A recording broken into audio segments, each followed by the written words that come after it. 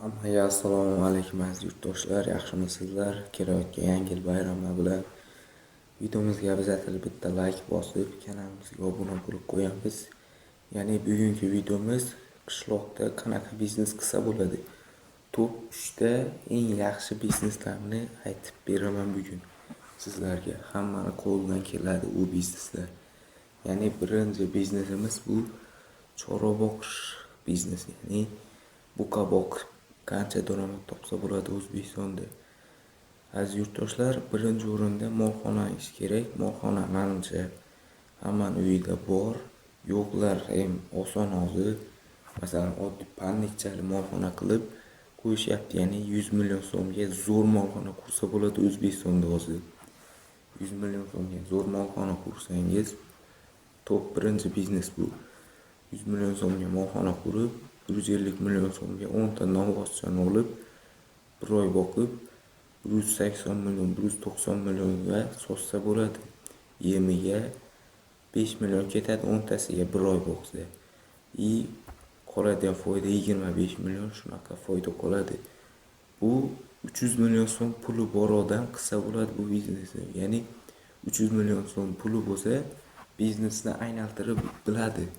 Agarda 50 million, 100 million so'm pul bilan bu biznesni boshlab bo'lmaydi. Ya'ni 50 million, 100 million pul bilan parranda biznesini boshlasa bo'ladi. Вообще zo'r biznes qilsa bo'ladi parranda biznesini. Ya'ni 50 million so'mga mol boqib bo'lmaydi aziz yurtdoshlar. 50 million so'mga ikkita hozir mol olsa bo'ladi, ya'ni buqacha olsa bo'ladi. Yo kichigidan, ya'ni 3 oy, 2 oylik, 3 oylik buqadan, ya'ni 3 ta yoki 2 ta olsa bo'ladi aziz yurtdoshlar. Shuni ham esdan chiqarmanglar. Va undan tashqari ikkinchi biznesni aytishdan oldin yana bir narsani aytayin. Ko'pchilik videoga like bosmay, kommentni yozmay, videoni boshidan shunday ko'rib chiqib ketyapti ekan aziz yurtdoshlar. Videoni oxirigacha ko'ramiz. Обязательно bitta like bosib qo'yamiz. Chunki like tekin bu, bizga hech qanaqa pul olib kelmaydi bu like aziz yurtdoshlar. Bizlarning YouTube kanalimiz monetizatsiya ulanmagan. O'zbekistonda pul ishlab bo'lmaydi aziz yurtdoshlar. Shuni esdan chiqarmaymiz. Azizlar, ikkinchi, ya'ni top ikkinchi biznes qanaqa? Keling videomizga bitta like bosing. O'tgan videoni prosmotri вообще oz bo'lib ketibdi. Bu videoniki xudo xolasa 2000 ta prosmotr bo'lishi kerak. Обязательно bitta like bosing. Aziz yurtdoshlar, O'zbekistonda masalan qo'y boqib qancha daromad qilsa bo'ladi?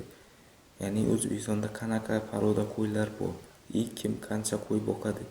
Обязательно kommentariyaga yozib qo'ying. Bilaman, qo'y boqadiganlar bu videoni ko'ryapti. Kommentariyaga yozib keting, ya'ni qo'y boqib qancha foyda qilsa bo'ladi aziz yurtdoshlar, aytayin. Birinchi sortda, ya'ni 10 ta qo'y olsangiz, 10 ta qo'yingiz, ya'ni qo'chqor aytyapman. Men qo'y desam ko'pchilik adashib ording deyishi mumkin. Qo'chqor oldik. 10 ta qo'chqorimiz gideta shu 50 million so'mga boradi. Uni bir oy boqasiz, shu 2 million so'mdan foyda qilsa bo'ladi har bir boshiga. Yana shu yerda bir nimani aytib o'tayin. Qo'chqorga joy topish kerak. Katak, ya'ni 10 ta qo'yning katagi hozir yasalgan vodiyda yasashyapti bilsanglar.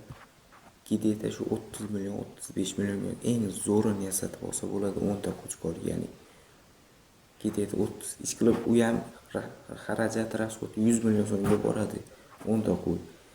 Agarda oddiy qo'chqor 10 ta qo'chqor 100 million so'm ketadi bir oy boqib tirikchilik qilishga.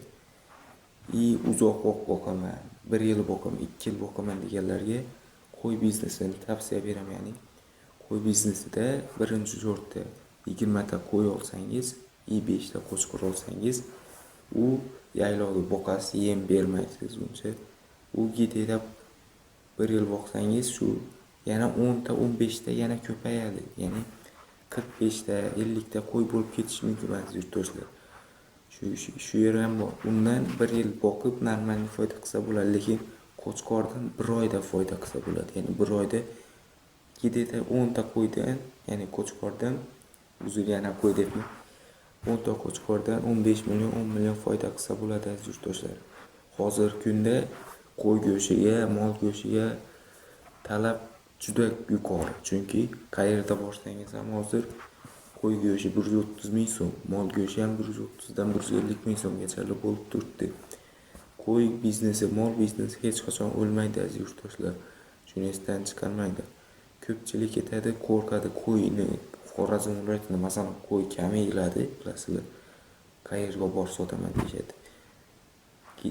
Kitida qo'y go'shti oladigan joylar kundan kunga ko'payapti, chunki qo'y go'shtiga ham talab yuqori.